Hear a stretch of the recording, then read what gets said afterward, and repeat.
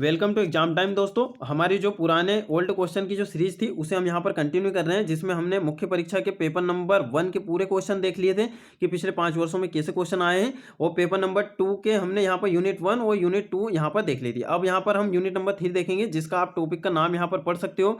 Topic का नाम है 73वां 74वां संविधान संशोधन, जवाबदेही, लोकतंत्र और संगठन और मीडिया। ठीक है, तो इससे संबंधित यहाँ पर इसमें क्वेश्चन है।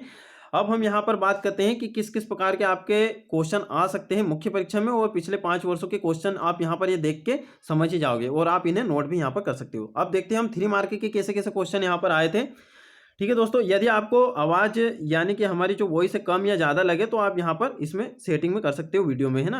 आप वीडियो को तेज भी कर सकते हो और कम भी कर सकते हो। ठीक है, 2 की स्पीड में भी आप वीडियो को यहाँ पर देख सकते हो। तो अब यहाँ पर हम देखते हैं कि पहला क्वेश्चन किस प्रकार से यहाँ पर आया था। 73वें संविधान संशोधन अधिनियम 1993 की प्रमुख विशेषताएं क्या हैं। तो ये 2015 का क्वेश्चन है। सिंपल सा आपको यहाँ पर 3 विशेषताएं यहाँ पर लिखनी थी। विकेंद्रीकरण से क्या तात्पर्य है, 2015 का ये क्वेश्चन है, 2015 में पूछा गया था। ठीक है, कुछ कुछ क्वेश्चनों को हम यहाँ पर समझाने का भी आपको यहाँ पर प्रयत्न करेंगे और आप इन्हें अच्छे से बिल्कुल यहाँ पर नोट कर सकते हो, क्योंकि ये जो क्वेश्चन है दोस्तों, ये इस प्रकार का जो अरेंज किया हुआ आपको कहीं नहीं मिलेगा। आप ओल्ड क्वेश्चन की बुक भी लेके आओगे, वहाँ पे भी आपको इस प्रकार के अरेंज नहीं मतलब कि अरेंज करे हुए नहीं मिलेंगे। ये आपको खुद से यहाँ पर करना पड़ेगा, तो खुद से आपको करने की आवश्यकता नहीं है, आप डायरेक्ट यहाँ से नोट कर सकते हो। और एक देखिए, इस प्रकार का क्वेश्चन पूछा गया था कि राष्ट्रीय मानव अधिकार आयोग का गठन किसके द्वारा किया जाता है और कौन उसके सदस्य होते हैं। अब आप जो चीज़ें वहाँ पर प्रीलिम्स में पढ़ोगे वही चीज़ें आपको यहाँ पर ये काम में आ जाएगी। तो 2015 में पूछा गया था, 2014 से इसमें से एक भी क्वेश्चन नहीं आया था। अब केंद्रीय सूचना आयोग की स्थापना कैसे की जाती है, 2015 का क्वेश्चन है। वयस्क मताधिकार से आप क्या समझते हो। अब देखिए, वयस्क मताधिकार वाला क्वेश्चन यहाँ से क्यों आ सकता है, क्योंकि इसमें दिया गया है भारत निर्वाचन आयोग। तो भारत निर्वाचन आयोग का जितना भी बेसिक रहता है, फैक्ट रहता है, वो तो आप प्रीलिम्स में यहाँ पर पढ़ोगे।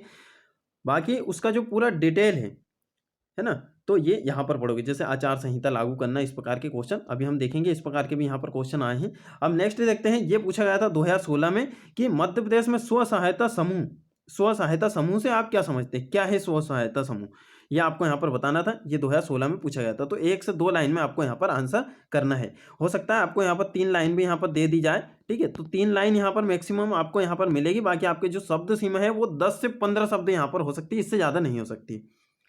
नेक्स्ट है कि भारत में मानव अधिकार आयोग का गठन कब हुआ। अब देखिए, यहाँ पर पूछा कब हुआ, तो कब हुआ में आपको सिंपल से ये बता देना किस डेट को हुआ, यानी स्टेब्लिश वो कब हुआ है। और वर्तमान के यदि अध्यक्ष आपको पता हो तो वो आप यहाँ पर बता सकते हो। सिर्फ 2 इन्फॉर्मेशन आप यहाँ पर दे सकते हो। और अगर इसके बारे में आप ज़्यादा एक्स्ट्रा लिखने का यहाँ पर प्रयास करोगे मानव अधिकार के बारे में, वैसे आपको काफ़ी कुछ यहाँ पर आता होगा। बाकी क्वेश्चन में क्या पूछा गया है, क्वेश्चन में कितना पूछा गया है, वो उतना आपको यहाँ पर लिखना रहता है। तो 2016 का ये क्वेश्चन है। नेक्स्ट है कि भारत में मानव अधिकार आयोग के अध्यक्ष का नाम लिखिए। सिंपल सा यहाँ पर आपको अध्यक्ष का नाम लिखना है, ये भी नहीं लिखना है कि मानव अधिकार आयोग का गठन कब हुआ।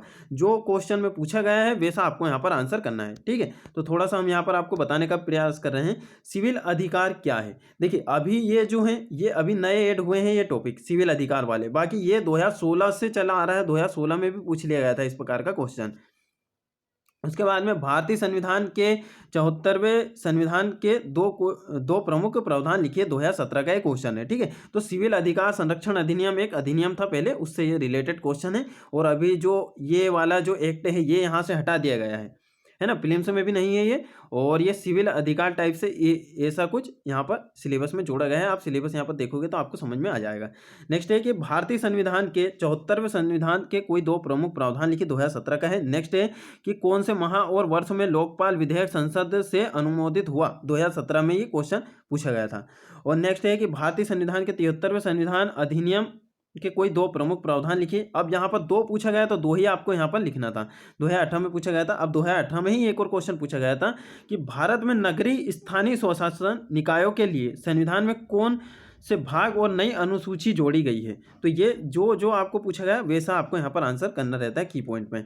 नेक्स्ट है कि भारत में वित्त आयोग के गठन को स्पष्ट कीजिए, किस प्रकार वित्त आयोग का यहाँ पर गठन किया जाता है, यह आपको यहाँ पर बताना था, 2018 में पूछा गया था। नेक्स्ट है कि गैर सरकारी संगठन की अवधारणा की विवेचना कीजिए, 2019 का ही ये क्वेश्चन है। नेक्स्ट ये कि भारत में मानव अधिकारों को कायम रखने वाली एजेंसियों के नाम यहाँ पर लिखिए, कौन कौन सी यहाँ पर एजेंसी है भारत में, तो ये 2019 में पूछा गया था। नेक्स्ट है कि भूमंडलीकरण को बढ़ावा देने वाली कोई 3 प्रमुख कारकों का यहाँ पर उल्लेख करें, 2019 का क्वेश्चन। अब हमने यहाँ पर 3 मार्क के देख लिए, अब आ जाते हैं हम यहाँ पर 5 मार्क। आप सोचोगे यहाँ पर 6 मार्क 5 मार्क यहाँ पर क्यों लिखे, तो ये देखिए कि पिछले जो क्वेश्चन थे, पहले ये वाले क्वेश्चन जो थे ये 6 मार्क में यहाँ पर आते थे, और अब आपको यहाँ पर शब्द सीमा इनकी कम कर दी जाएगी, और कुछ यहाँ पर थोड़ी थोड़ी क्वेश्चनों की प्रवृत्ति भी यहाँ पर बदल दी जाएगी। कुछ क्वेश्चन यदि आपको ऐसा लगता है इसमें देखने पर कि वो क्वेश्चन का आंसर 50 शब्दों में नहीं दिया जा सकता, तो समझ लीजिए कि वो 11 मार्क के लिए आपका आईएमपी है। ठीक है, हम यहाँ पर क्वेश्चन देखते हैं कि राष्ट्रीय मानव अधिकारी आयोग की उपयोगिता बताइए। 2014 में क्वेश्चन पूछा गया था। अब देखिए थोड़ा सा विश्लेषणात्मक यहाँ पर क्वेश्चन है, क्या सने सने भारत द्विदलीय प्रणाली की ओर बढ़ रहा है, तो ये करंट से रिलेट करके इस प्रकार के यहाँ पर क्वेश्चन आते हैं। तो अभी आपका जो करंट है वो आपके निबंध वाले पेपर में भी ऐड है, तो करंट पे आप बिल्कुल यहाँ पर पकड़ बनाए रखिए। जो भी वाद विवाद मुद्दे आपके सिलेबस से संबंधित यदि कुछ चलते हैं करंट में, तो वो आपको यहाँ पर ध्यान रखना है। 2014 में इस प्रकार का क्वेश्चन पूछा गया था। क्या भारत में केंद्रीय स्तर पर संविदा सरकार के दिन समाप्त हो गए, देखिए ये भी इस प्रकार का ही क्वेश्चन था, 2014 में पूछा गया था। नेक्स्ट है, क्या भारतीय मीडिया को लोकतंत्र स्वतंत्रता का संरक्षक कहा जा सकता है, 2014 में। देखिए 2014 में 3 मार्क से एक भी क्वेश्चन नहीं आया, बाकी 5 मार्क में इतने यहाँ पर क्वेश्चन पूछ लिए गए थे।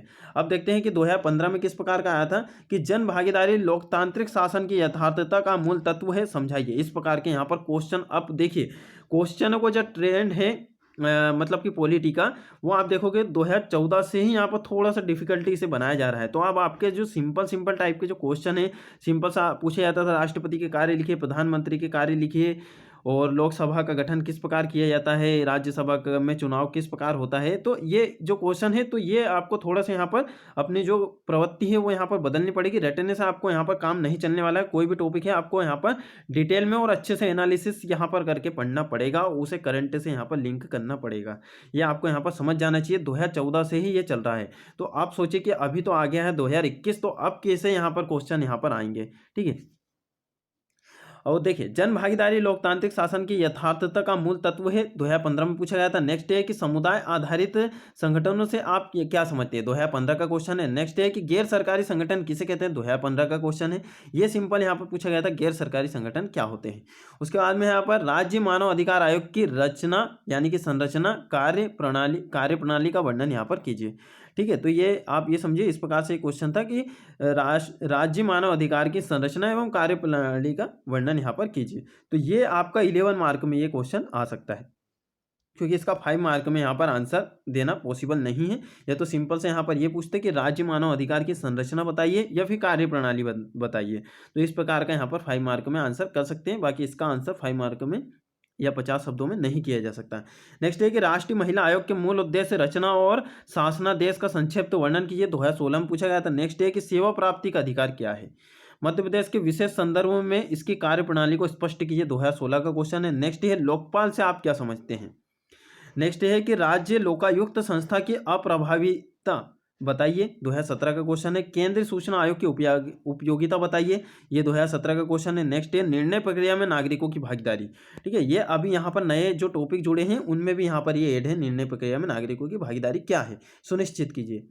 नेक्स्ट है कि स्वयं सहायता समूह की भूमिका बताइए, 2017 का क्वेश्चन है। नेक्स्ट है मीडिया और इसके प्रकार बताइए। देखिए मीडिया का अभी यहाँ पर आपने एक ही यहाँ पर क्वेश्चन देखा होगा, तो मीडिया से काफ़ी यहाँ पर कम क्वेश्चन आए हैं। और भारत में ग्रामीण नौकरशाही तथा उसकी पंचायती राज संस्थाओं में धरातली स्तर पर भूमिका का आकलन कीजिए, 2018 का क्वेश्चन है। नेक्स्ट है कि भारत में कानूनतः प्रस्तावित लोकपाल का पद व उसके क्षेत्राधिकार की विवेचना कीजिए, 2018 का क्वेश्चन है। और नेक्स्ट है कि भारत के कोई 2 प्रमुख राजनीतिक दलों के विचारधारा और कार्यक्रम बताइए, तो प्रमुख दल कौन से, कांग्रेस और बीजेपी। तो इस प्रकार से आपको यहाँ पर ये बताना था 2018 में। 2019 में इससे कोई भी क्वेश्चन यहाँ पर नहीं आया। अब देखिए यहाँ पर जो 5 मार्क या 11 मार्क, जो 15 मार्कर या 11 मार्कर के क्वेश्चन रहते हैं, अब आपको यहाँ पर 200 शब्दों में इनका आंसर करना रहेगा। इनसे क्या है, थोड़े से यहाँ पर क्वेश्चन कम आते हैं। और अब जो आपके 5 मार्क के जो क्वेश्चन है वो प्रत्येक यूनिट से एक आएंगे, यानी कि आपके 5 यहाँ पर क्वेश्चन आएंगे, यानी कि इस यूनिट से भी कोई सा आपका 5 मार्कर आना है, या सॉरी दोस्तों 11 मार्कर यहाँ पर आना है। और देखते हैं हम यहाँ पर क्वेश्चन कि क्या इलेक्ट्रॉनिक मीडिया लोकतंत्र और संस्कृति का समर्थक है अथवा खतरा समीक्षा कीजिए।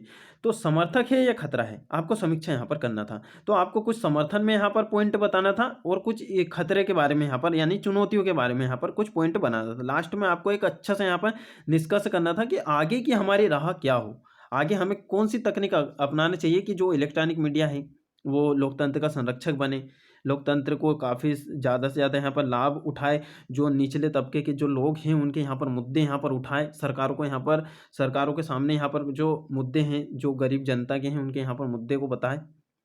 ठीक है। अब नेक्स्ट है कि 73वें संविधान संशोधन अधिनियम के पारित होने के प्रमुख कारणों का वर्णन कीजिए तथा इसके प्रभाव का मूल्यांकन कीजिए। आप यहाँ पर देखोगे जो 11 मार्क में दोस्तों जो क्वेश्चन आते हैं वो 2 क्वेश्चनों को मिलकर यहाँ पर क्वेश्चनों को बनाया जाता है। ठीक है, तो 2 क्वेश्चन यहाँ पर ऐड रहते हैं, आप कोई सा भी यहाँ पर क्वेश्चन देखिए। नेक्स्ट है कि राज्य में कार्यरत शहरी स्थानीय संस्थाओं के कार्यकरण पर एक आलोचनात्मक लेख लिखिए। एक आलोचनात्मक यहाँ पर लेख लिखना था, यानी सकारात्मक और नकारात्मक बिंदु आपको बताना था। 2017 का ये क्वेश्चन है।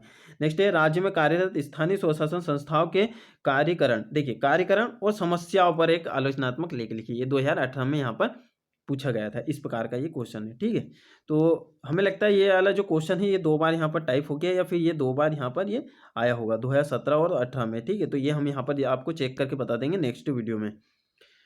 उसके बाद में यहाँ पर नेक्स्ट क्वेश्चन है कि राज्य सूचना आयोग तथा इसकी शक्तियों और कार्यों का आलोचनात्मक मूल्यांकन कीजिए। 2018 में पूछा गया था। नेक्स्ट है कि भारत में राष्ट्रीय अनुसूचित जनजाति आयोग की यहाँ पर संरचना एवं कार्यों का आपको वर्णन करना था। 2018 में यहाँ पर क्वेश्चन आया था।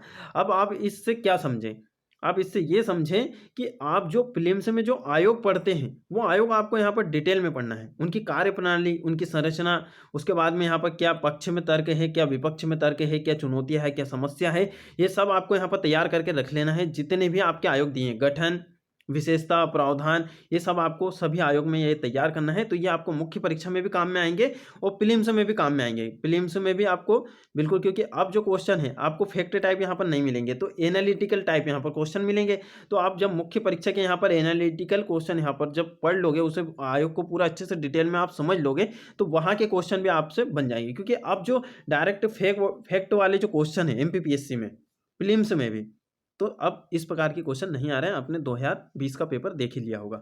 अब हम यहाँ पर नेक्स्ट वीडियो में बात करेंगे भारतीय राजनीतिक विचारक, जो कि 8 विचारक अभी ऐड हैं, जिसमें से आप देखोगे 4 विचारक पुराने हैं और 4 विचारक यहाँ पर नए जोड़े गए हैं।